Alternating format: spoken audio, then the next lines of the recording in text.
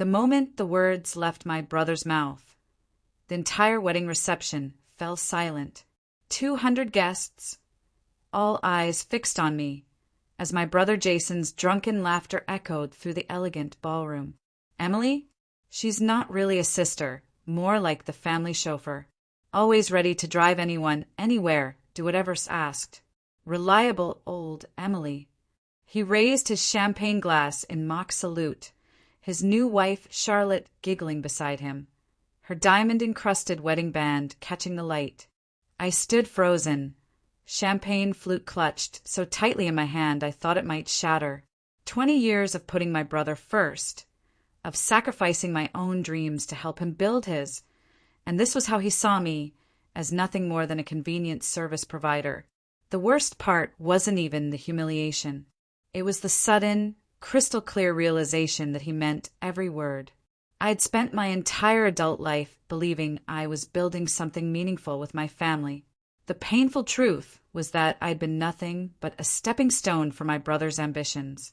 And tomorrow morning, I was supposed to finalize the loan that would give him and Charlotte their dream home. $350,000 for my retirement savings, at a family-friendly interest rate that was highway robbery against myself. No one in that reception hall knew that without that loan, there would be no picturesque colonial with the wraparound porch that Charlotte had been bragging about to everyone.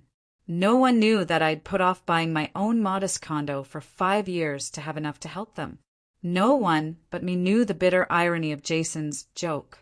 I quietly set down my champagne, gathered my purse, and slipped out through the kitchen entrance. Not a single person, not even my parents, noticed me leave. The drive home was a blur.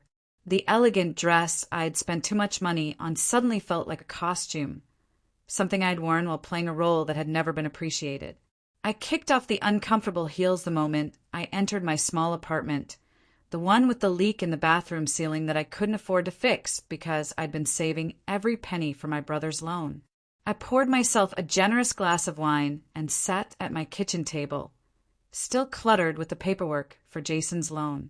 The terms we'd agreed upon stared back at me, my signature already there, his space still blank, waiting for tomorrow's meeting. My financial advisor had practically begged me not to do this. "This is your retirement, Emily," he'd said. "This is your future security you're gambling with." But I'd insisted. Jason was my little brother. Family helps family.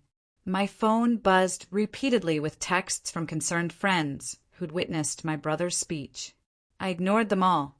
Instead, I opened my laptop and began searching for information that would change everything. How to legally cancel a loan agreement before all parties had signed.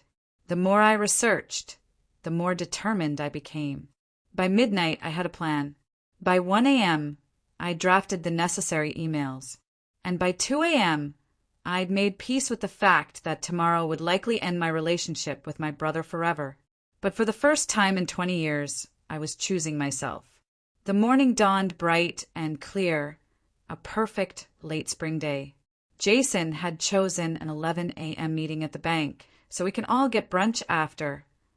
I arrived at 9 a.m. instead, armed with a letter I'd written and documentation from my financial advisor. "Ms. Harrington, this is unusual," Mr. Patterson, the loan officer, said carefully after I explained my decision.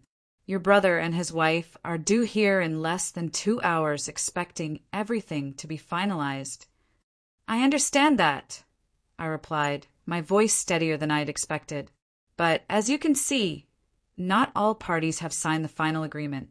I'm exercising my right to withdraw. May I ask what prompted this sudden change?"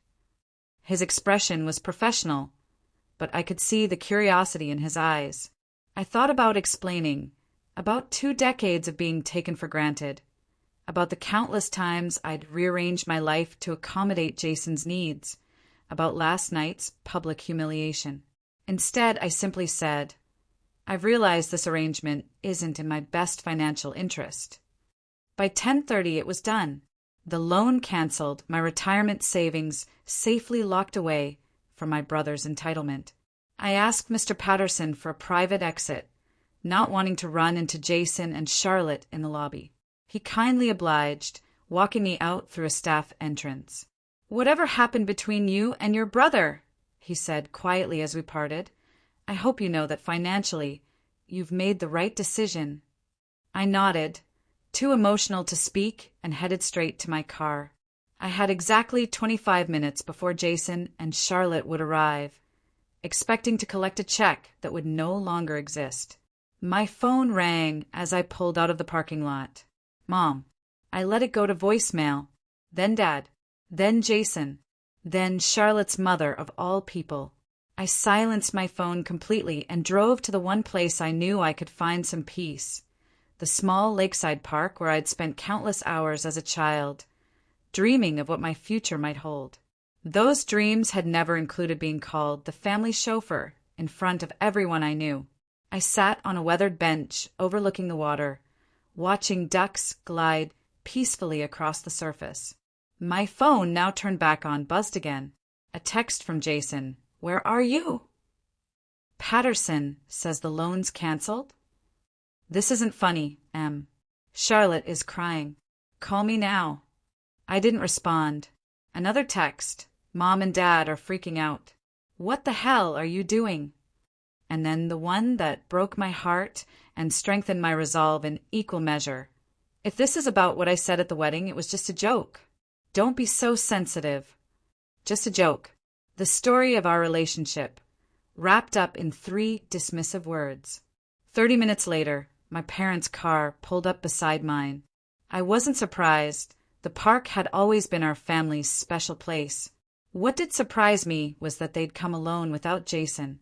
Mom looked like she'd been crying. Dad's face was grim. They sat on either side of me on the bench, none of us speaking for several long moments. "Jason called us," Mom finally said. "He's very upset." "I imagine he is," I replied, my eyes still on the lake. "Emily," Dad's voice was gentle but firm. "I don't know exactly what happened, but whatever Jason said, you know he doesn't mean half the things that come out of his mouth when he's drinking." "That's just it, Dad." I turned to look at him. I think for once he was being completely honest. And it made me realize I need to be honest too, with all of you, but mostly with myself. I told them everything then, not just about last night, but about the years of putting Jason's needs before my own. About the promotions I'd turned down because they would have required moving away when Jason needed me nearby. About the relationships that had fizzled because I was always racing off to help my brother with some crisis or another. About the dream of homeownership I deferred again and again. "I love Jason," I said finally. "He's my brother. But I can't keep sacrificing my life for someone who sees me as nothing more than a convenient resource." Mom was crying openly now. "We never meant to put so much on you, Emily. Jason always seemed to need more help, and you were always so capable." "You were right to cancel that loan," Dad said suddenly, surprising both Mom and me. "I told Jason that house was too expensive. I told him not to count on your money, but he insisted you'd agreed that it was all arranged."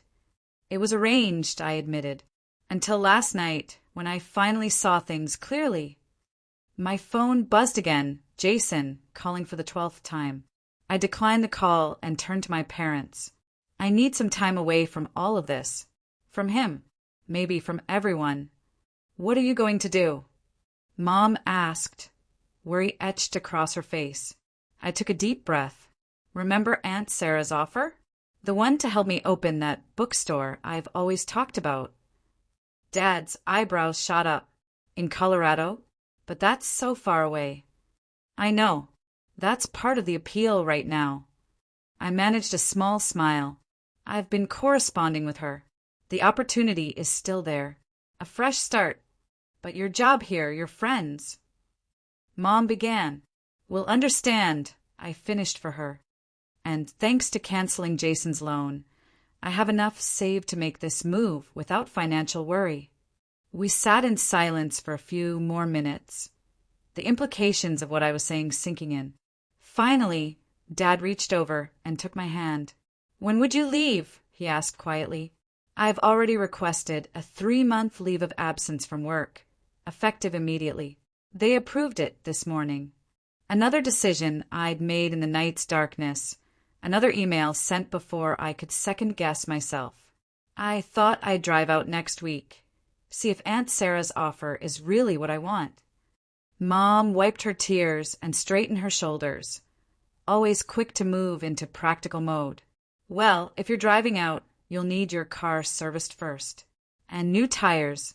It's a long journey. I couldn't help but laugh. Mom, I'm 38 years old. I can arrange my own car maintenance. Of course you can, she said, patting my hand. You've always taken care of everything. That's part of the problem, isn't it? Before I could answer, a familiar black luxury SUV screeched into the parking lot. Jason. Of course he'd come. He'd always known where to find me when he needed something. You don't have to talk to him now, Dad said protectively. We can tell him to give you space. But I shook my head. No, it's better to have this conversation once, clearly, than let it fester. Jason stormed toward us, his wedding suit replaced by designer casual wear, his face flushed with anger. Charlotte trailed behind him, her expression a mixture of annoyance and embarrassment. What the hell, Emily? He demanded before he'd even reached the bench. Do you have any idea what you've done? The sellers are threatening to walk. We'll lose our earnest money. I stood to face him, suddenly calm. Hello to you too, Jason. Charlotte. Don't hello me. Where's the money? Patterson said you pulled everything this morning. Mom stood up beside me. Jason, lower your voice. This is a public place.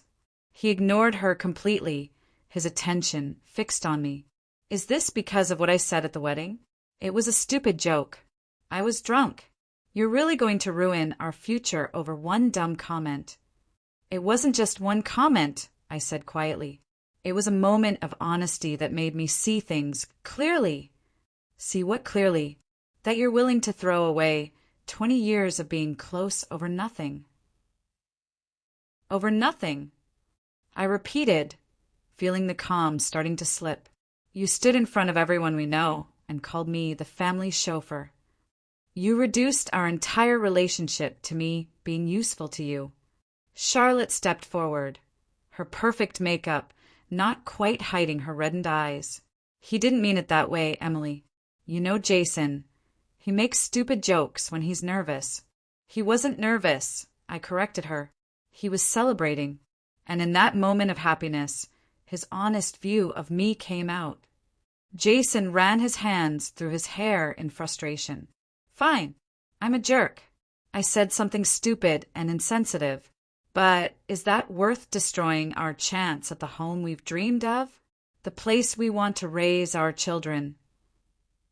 There it was, the manipulation that had always worked before. The invocation of future nieces and nephews I might never get to know now. Your dream home can't come at the expense of my future security, I said firmly. My financial advisor has been telling me for months that this loan is a terrible idea. I should have listened sooner. We had an agreement. Jason was shouting now, attracting stares from other park visitors. We had a preliminary agreement that was never finalized, I corrected him. And after last night, I realized it never should be. So that's it? You're just backing out. Yes, I said simply. I am. What am I supposed to tell the sellers? The real estate agent? Charlotte's parents, who helped with the down payment? The truth, I suggested, that you based your financial plans on money you didn't actually have. Jason's face contorted with anger. You're my sister. You're supposed to be there for me. I have been there for you. For 20 years, I've been there every time you called. Every crisis, every celebration, every mundane Tuesday when you needed a favor. I've rearranged my life countless times to accommodate yours. And I've been grateful. Have you? When? When have you ever put my needs before yours? His silence was answer enough. I'm taking a leave of absence from work, I said, the calm returning to my voice. I'm going to Colorado to visit Aunt Sarah and explore a business opportunity there. Colorado? Jason looked stunned. You can't just leave. That's exactly what I'm doing. Charlotte, who had been uncharacteristically quiet, suddenly spoke up. What about our housewarming party? You're supposed to help me plan it. I stared at her, incredulous. Charlotte, there isn't going to be a housewarming party because there isn't going to be a house. At least not the one you put an offer on. But we already told everyone. We've started buying furniture. Then I suggest you cancel those orders, I said, picking up my purse from the bench, and maybe look at houses in your actual price range.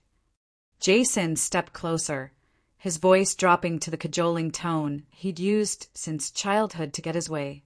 Emily, please, let's talk about this rationally. Maybe we can rework the loan terms. A higher interest rate, a shorter time frame. Whatever makes you comfortable. For a moment, I almost wavered. This was my brother, after all. The little boy who'd once followed me everywhere, who'd looked at me with hero worship in his eyes. But that little boy had grown into a man who called me the family chauffeur as a wedding joke. The bank can help you explore other financing options, I said, stepping back. I've made my decision. And what about your decision to be my sister? He demanded, eyes flashing. Are you walking away from that too? The question hit me like a physical blow. I'm not walking away from being your sister, Jason. I'm walking away from being your doormat. There's a difference. Clearly not to you, he spat. When I really need you, you're bailing. Dad stepped between us then, his voice firm. That's enough, Jason. Your sister has made her decision, and it's a financially sound one. If you want to be angry at someone, be angry at yourself for counting on money you didn't have in hand. Jason looked at our father in shock. You're taking her side? I'm not taking sides, Dad replied. I'm stating facts. You and Charlotte overextended yourselves, financially. Emily has every right to protect her own interests. Jason turned to Mom, clearly expecting support from her direction, but Mom simply shook her head. Don't look at me like that, Jason. Your father's right, and the way you spoke about your sister last night was shameful. I hadn't expected my parents to stand with me like this. Their support brought tears to my eyes. Jason saw it and pounced. Oh, great performance, Emily. Always the victim. I'm not a victim, I said quietly. Not anymore. That's the whole point. I turned to my parents. I should go. I have a lot to arrange before my trip. Mom hugged me tightly. Call us tonight? We'll come over tomorrow to help you plan. Dad hugged me next. I'm proud of you, he whispered in my ear. As I walked toward my car, Jason called after me. This isn't over, Emily. You can't just rewrite our entire relationship over one stupid comment. I turned back one last time. You're right, Jason. One comment didn't rewrite anything. It just finally made me read what was already there. Charlotte stood beside him, arms crossed, her perfect features arranged in a contemptuous scowl. They looked exactly like what they were. Two entitled people who'd just been told no for perhaps the first time in their adult lives. I got into my car and drove away from the park, away from the weight I'd carried for so long. My phone began buzzing immediately, Jason again. I silenced it without looking and turned toward home. For the first time in years, I felt light, unburdened, free to imagine a future shaped by my own dreams rather than someone else's needs. Colorado, a bookstore of my own, a fresh start. As I drove, I realized I was smiling. The week that followed was both the longest and shortest of my life. Each day brought new challenges. Jason's increasingly desperate voicemails, Charlotte's passive-aggressive social media posts clearly directed at me, concerned calls from extended family members who'd only heard Jason's version of events. But each day also brought new clarity, new certainty that I'd made the right decision. My small apartment became a headquarters for Operation Fresh Start, as I'd begun calling it in my head. Maps spread across the kitchen table, Notes about potential retail locations in Colorado Springs pinned to my refrigerator. Endless phone conversations with Aunt Sarah about the bookstore opportunity she'd mentioned years ago when I'd first expressed interest. The space next to my cafe is still available, she told me excitedly during our third call that week. The rent is reasonable and I know the landlord personally. He'd be willing to give you a 6-month trial lease if you want to test the waters before committing long-term. That sounds perfect, I replied, feeling a mixture of terror and exhilaration at the prospect. I've always dreamed of a bookstore with a reading nook, maybe a small section for local authors. And being next to my cafe means built-in coffee service for your customers, Aunt Sarah added. We could even create a connecting doorway between the businesses. Customers could browse books while waiting for their lattes. The idea was so perfect, it almost made me cry. For years, I'd kept this dream tucked away, mentioned it occasionally, but never pursued it seriously, because there was always some reason. Usually Jason-related. Why now wasn't the right time? Mom and Dad came over daily, helping me sort through belongings, deciding what to take immediately and what could be shipped later if I decided to make the move permanent.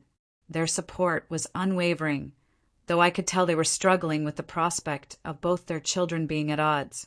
Jason called again last night. Mom mentioned casually as she helped me pack my collection of first edition classics. He says Charlotte's parents are offering to increase their contribution to the down payment, but they're still short without your loan. I continued wrapping a vintage copy of Pride and Prejudice in bubble wrap. That's not my problem anymore. I know, sweetheart. I'm not suggesting it should be. She set down the book she was holding.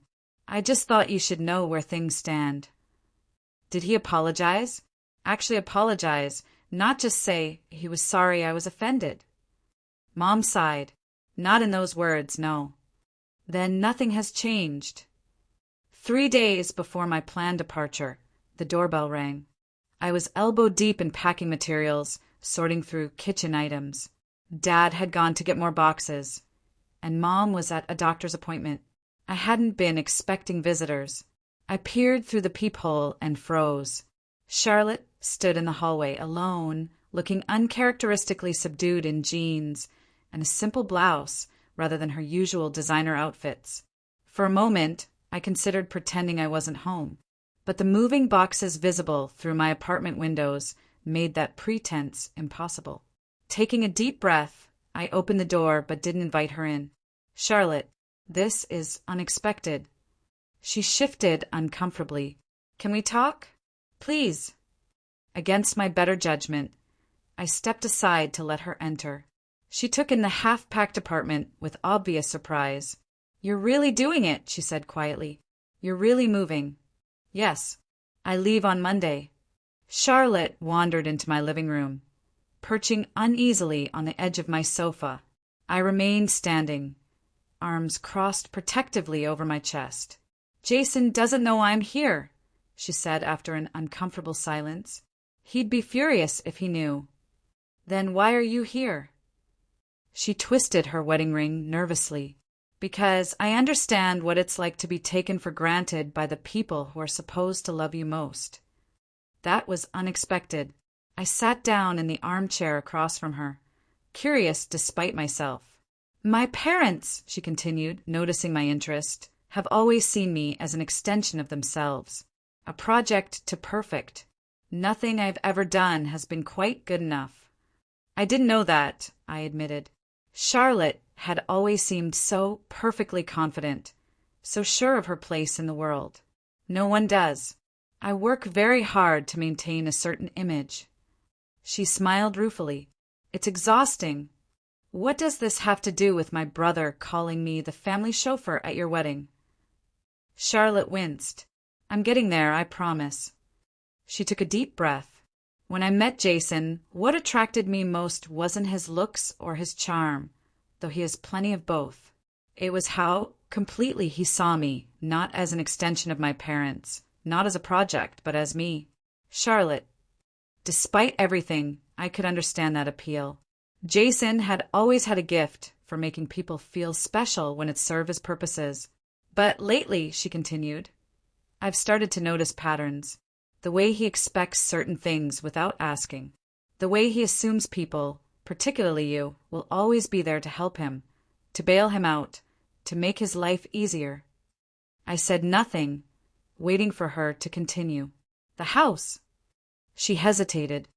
The house was my idea. Or rather, that specific house was. It's exactly like the one my childhood best friend lived in. The one where I always felt safe and valued when my own home felt cold and judgmental. Charlotte, Please let me finish. She leaned forward earnestly. When Jason said we could afford it, I didn't question him too deeply. I wanted to believe it was possible. But he kept mentioning your loan as if it was already a done deal, a sure thing. Whenever I expressed concern about the price, he'd say, "Emily's got us covered."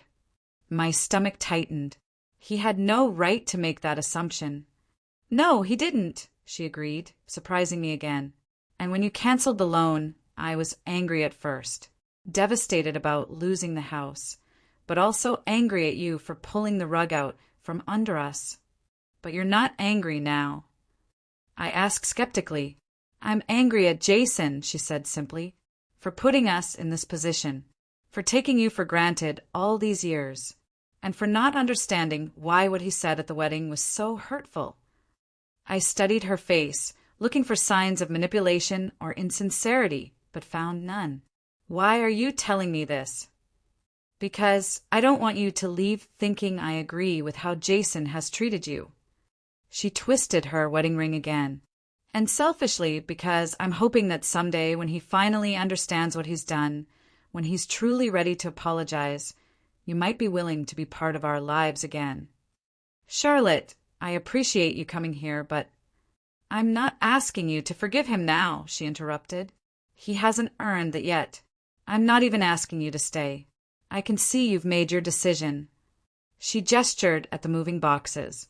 "I'm just asking you to leave the door open. Just a crack." I didn't know what to say.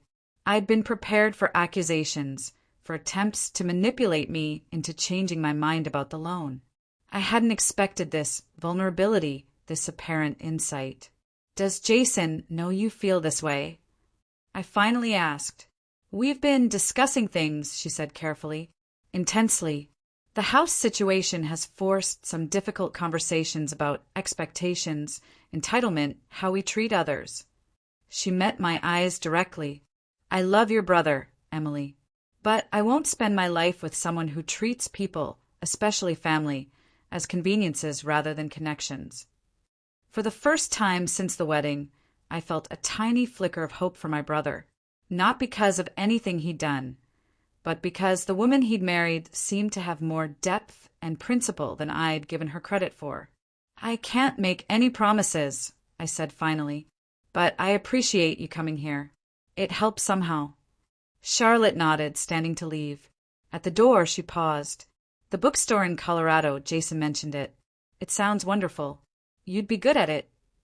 "Thank you," I said, genuinely touched. "Will you send me the address?" "When you're settled. I'd like to visit someday. Maybe by then." She left the sentence unfinished, but her meaning was clear. Maybe by then, things would be different. After she left, I sat among my half-packed belongings, turning over our conversation in my mind. It hadn't changed my decision to leave, but it had shifted something in how I was leaving, with a small hope for eventual reconciliation rather than a complete severing of ties. The weekend passed in a whirlwind of last-minute preparations. My boss took me to lunch, expressing genuine regret at my leave of absence, but understanding my need for a change. My closest friends organized a small going-away gathering, making me promise to send regular updates from Colorado. Mom and Dad helped load the final boxes into my car and the small U-Haul trailer I'd rented for the cross-country journey. Jason didn't call again after Charlotte's visit. I wondered if she'd told him about our conversation, or if he'd simply given up. Either way, the silence was both a relief and a small, persistent ache. Early Monday morning, as the first hint of sunrise colored the eastern sky, I prepared to depart. Mom and Dad had insisted on coming over at this ungodly hour to see me off. Mom bringing thermoses of coffee and a bag of homemade muffins for the road. "You'll call when you stop for the night?" Dad asked, trying to sound casual but unable to hide his worry. "And you have the route we planned with the hotel reservations?" "Yes to both," I assured him, accepting another tight hug. "And I've got the roadside assistance information you printed out and the emergency kit you packed, and enough snacks to feed a small army." "We're just going to miss you so much," Mom said, tears welling in her eyes despite her earlier promises not to cry. "The house will feel so empty." "I'll be back to visit," I promised. "And you both have open invitations to come see me anytime." "We'll give you time to settle in first," Dad said pragmatically. "Get the bookstore up and running. Then maybe at Christmas." "That would be perfect." I hugged them both again, fighting back my own tears. "Thank you for everything, for supporting me in this. We should have supported you more all along," Mom said quietly. "We didn't realize how much we were asking of you, how much we were expecting. We just got used to you always being there, always saying yes." "It wasn't just you," I assured her. "It was me too. I could have said no more often. I should have." "Well, you're saying it now," Dad said with a proud smile. "And about time." We said our final goodbyes, and I got into my car, adjusted the mirrors, and took one last look at the apartment building that had been my home for the past decade. So many memories within those walls, so many nights spent alone while helping to build everyone else's dreams but my own. Not anymore. I put the car in drive and pulled away from the curb, watching my parents grow smaller in the rearview mirror until they were just tiny figures waving in the distance, then gone altogether as I turned the corner. The open road stretched before me, the rising sun painting the sky in shades of pink and gold that seemed to mirror the hope blooming in my chest.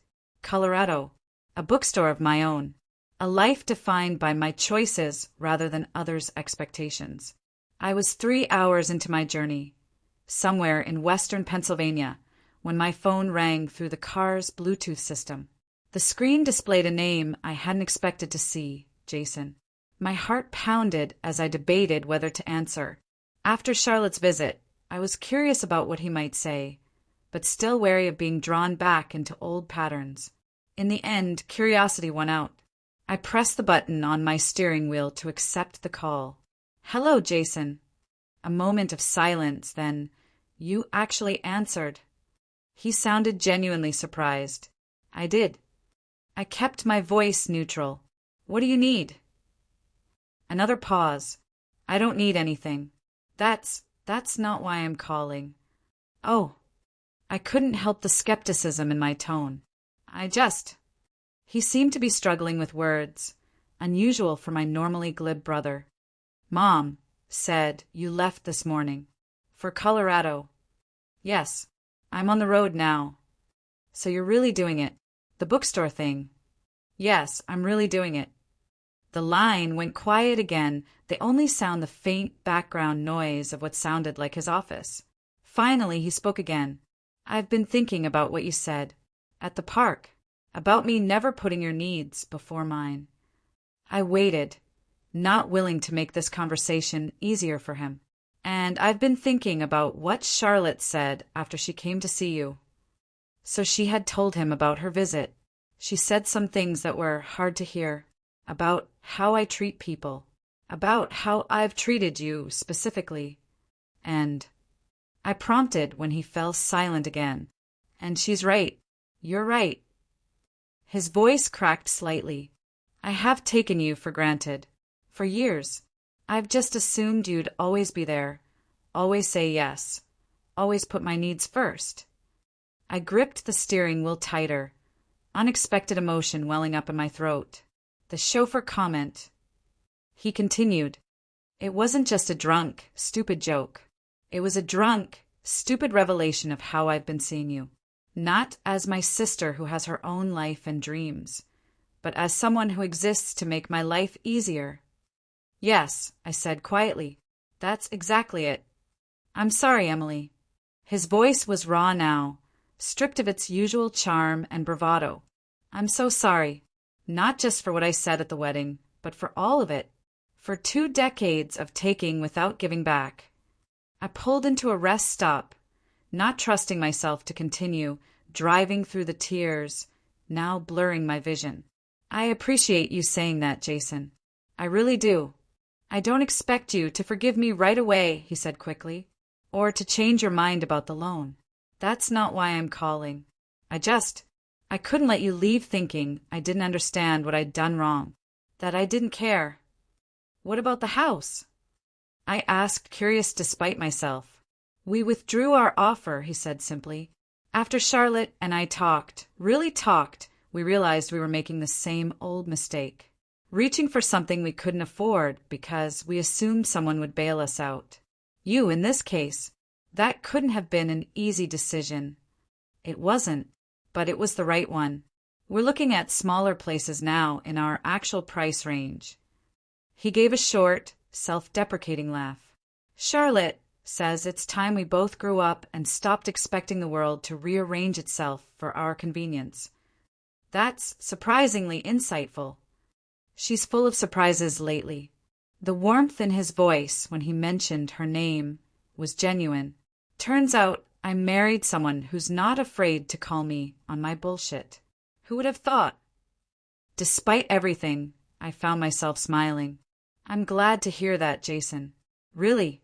So this bookstore in Colorado," he said, changing subjects. "Tell me about it. For real this time, not just the vague someday version you've mentioned over the years." And so, sitting in my parked car at a Pennsylvania rest stop, I told my brother about my dream. The detailed business plan I'd been quietly developing for years, the research I'd done on the Colorado Springs book market, the unique concept of partnering with Aunt Sarah's cafe. To my surprise, he listened. Actually listened, asking thoughtful questions, offering genuinely helpful suggestions from his own business experience. For perhaps the first time in our adult lives, we were having a conversation of equals, both of us contributing, neither of us dominating. "It sounds amazing, Em," he said when I finished. "You're going to be incredible at this." "Thank you," I said, genuinely touched. "Listen, I know this doesn't fix everything between us. I know I have a lot to prove, a lot of trust to rebuild." He paused. "But when you get settled, when you're ready, Charlotte and I would like to come visit, see the store, meet Aunt Sarah, if that would be okay with you." I considered his request, weighing my lingering hurt against the genuine remorse in his voice. "Let me get established first," I said finally. "Give me a few months to find my footing. Then yes, I'd like that." The relief in his voice was palpable. "Thank you, Emily. That's more than I deserve after everything." "Maybe," I acknowledged, "but you're still my brother. And you're still my sister. Not my chauffeur, not my safety net. My sister." His voice grew serious. "I'm going to work hard to be worthy of that title again." After we said goodbye, I sat for a few minutes longer in the rest stop parking lot, processing the unexpected conversation. It wasn't a magical fix to years of imbalance. It wasn't a guarantee that things wouldn't slip back into old patterns if I allowed it. But it was a start, an acknowledgement, and for now that was enough. I pulled back onto the highway, the weight in my chest lighter than it had been in weeks. Ahead of me stretched miles of open road, leading west toward the Rocky Mountains, toward a new chapter of my life. Behind me lay a past that had shaped me but no longer defined me. My phone buzzed with a text message. Mom, checking in on my progress. Then another from Dad with a weather report for my route. A third from Charlotte, safe travels. The door is always open. And finally one from Jason. Proud of you, sis. Always have been, even when I was too self-absorbed to say it. I smiled and focused on the horizon, where the sun now hung high and bright in a cloudless blue sky. For the first time in my adult life, I was driving entirely for myself, choosing my own destination, following my own map. It felt exactly right. 3 weeks later, I stood in the empty storefront next to Aunt Sarah's cafe, sunlight streaming through the large front windows, illuminating the hardwood floors and exposed brick walls.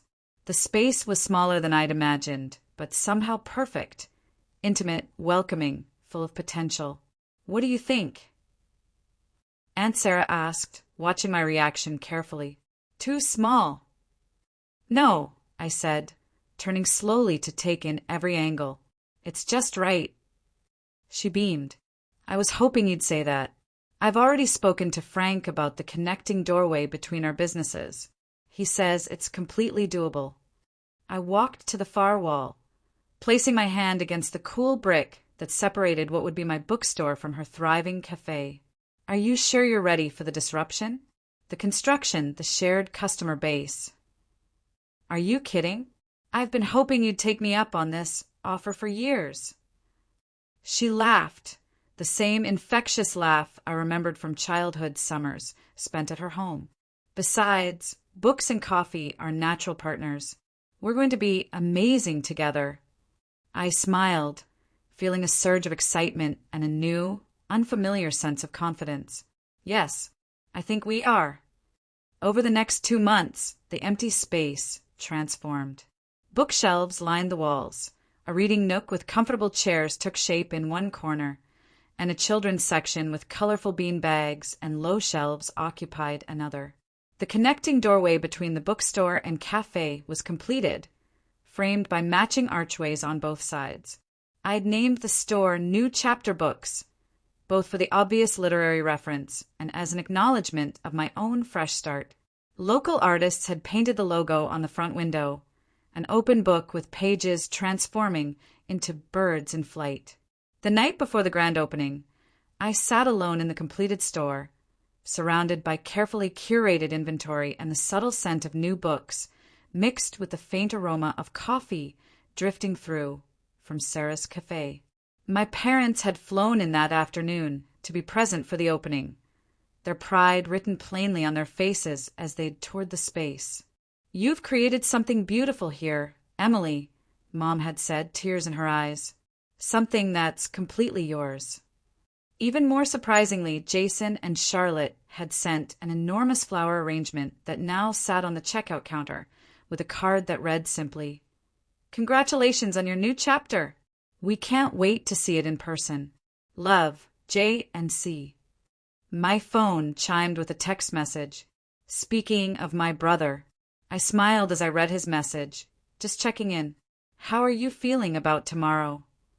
I typed back, nervous, excited, grateful. His reply came quickly. "You've got this. Been practicing your book recommendations for when Charlotte and I visit next month." I smiled at that. After several weeks of regular phone calls, Jason and Charlotte had tentatively asked if they could visit for Thanksgiving. I'd agreed. A small test of our new, more balanced relationship. So far, my brother had been true to his word, showing a genuine interest in my life and my business without once falling back into old patterns of expectation. I typed a response, "You'd better. I expect detailed reviews of at least 5 books." Already on it. "Charlotte has me reading something called The Power of Showing Up. Says it's helping me be a better brother. She might be right." I laughed out loud in the empty store. Smart woman, that's Charlotte. Don't I know it? Get some sleep, sis. Tomorrow's your big day. I set my phone down and took one more look around the store, my store, before turning off the lights. As I locked the front door, I caught my reflection in the window glass, superimposed over the New Chapter Books logo. I'd barely recognized the woman staring back at me. Not because my appearance had changed dramatically in the months since I'd left my old life behind, but because of the confidence in her posture, the peace in her expression, the sense of ownership and accomplishment that radiated from her. This was who I'd always been meant to be. Not the family chauffeur, not the reliable safety net, but Emily Harrington, bookstore owner, creator of my own story rather than a supporting character in someone else's. The next morning, as I cut the ribbon to officially open New Chapter Books, surrounded by my parents, Aunt Sarah, new friends, and curious locals, I felt a sense of completeness I'd never experienced before. This moment, this achievement, was entirely mine, built on my own dreams, my own hard work, my own courage to finally put myself first. And later that night, after a wildly successful opening day, I sent a single text to my brother. "The door is open. Just a crack. But it's open." His reply came moments later. "That's all I need. I'll walk through it carefully, I promise." I believed him, not with blind faith, but with cautious optimism. People could change when they truly wanted to. I was living proof of that. The woman who had slipped quietly from her brother's wedding reception in humiliation was not the same woman who now owned a thriving new bookstore in Colorado. Sometimes the hardest journey isn't measured in miles, but in the distance between who you've always been and who you're meant to become. My journey had taken me across the country, but more importantly, it had led me back to myself. And that was worth more than any dream house could ever be.